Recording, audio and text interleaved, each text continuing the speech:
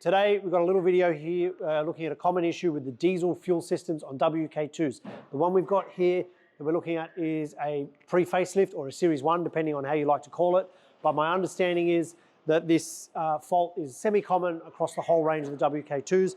This is the first time we've seen it. We've been talking with some of our friends at Canberra SRT who have guided us through how to get to the bottom of this issue without having it come back in a couple of months with the same fault. So the story is, customer recently purchased this car. Initially after purchase had a fuel pump, the low pressure fuel pump in the tank replaced. A few months later he went to the dealership to get his Z46 high pressure fuel pump recall done, and at the same time he had the fuel pump relay recall done. 2 days later, car wouldn't start. So the assumption was that the dealership had done something incorrect when they did either that Z46 or the fuel pump relay. So we went there first and we checked all of that. We checked that we had fuel up to the pump, which we don't. We then checked the wiring and their wiring setup of the fuel pump relay relocation, and that all looked okay. So we then had to talk the customer into dropping the tank, which he didn't want to do because he was adamant that that's not what was needed. And we have found the issue, or one of the issues. So what happens with these is the low pressure fuel pump burns out, and a common trap for mechanics is this is actually the wiring harness for that. And if you look here, you can see on the end that pin number 1 burns out. It also burns out on the pump. But people often overlook this and don't look at the plug, put a new pump in, it will start up and fire and you think you fixed it. And a month later, you'll have the customer back with the same fault because this has to be repaired or replaced as well. You can buy this whole harness from Jeep. I'll get the part numbers for you and put them at the end of the video. So if you're doing a low pressure fuel pump in the tank, always replace the harness on top as well. So what we did find, however, that was a bit fascinating was the previous people who have put low pressure fuel pump has done this hodgepodge backyard. Now this is to bypass the fuel pump relay before the fuel pump relay recall had been done. So that obviously identified that the fuel pump relay wasn't switching the fuel pump on. So they've taken accessory power and given it to where it needs constant power just by doing that. Not even insulated, real backyard work there. So that's the reason why there's a fuel pump relay recall.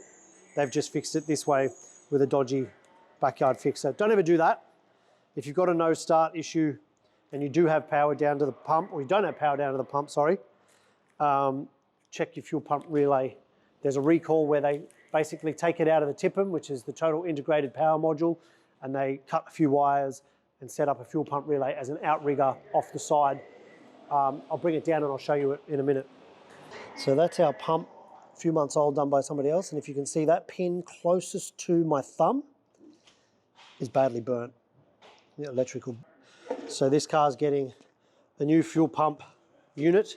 It's getting the new harness.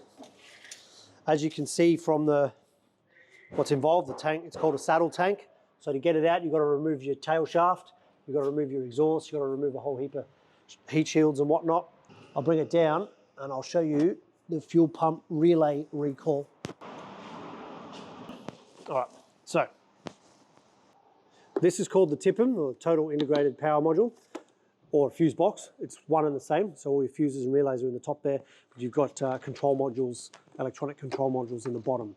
So this is the fuel pump relay recall. So what they do, and I do have the instructions in my office, I can show you them as well, is they cut the appropriate wires. There's 3, brown, pink, and blue with an orange trace, and wire in a relay that's an outrigger. The reason they do this is they know that internally in this fuse box, the connections fail and the fuel pump relay dies or loses power momentarily. So either your car shuts off while you're driving along, which is dangerous, or it doesn't start at all, which is less dangerous. So that's why they do that. So if you get this done at your Jeep dealer, it should cost you nothing. You won't need to do that hodgepodge butcherous backyard wiring that we just saw on the wiring harness. The recall related to that is V62. So if you've got a diesel Grand Cherokee WK2 Series 1, I believe. What does this say? Year models that are applicable. Yeah, Series 1 pre-facelift, 2011 and 2013. The fuel pump relay gets Here's all these step-by-step instructions. If you just Google V62, it'll tell you how to do it. You shouldn't have to pay for it though. If you just go to a dealership, they should do it for you free of charge because it's a safety recall. So if you've got a fuel pump or fuel system issue, step 1 is check that's been done. Closely followed by, that's more of the same. That's how much documentation is. Then do Z46, high pressure fuel pump. And if all else fails, pull your fuel tank out and have a look at that harness where it touches the plug. Very good.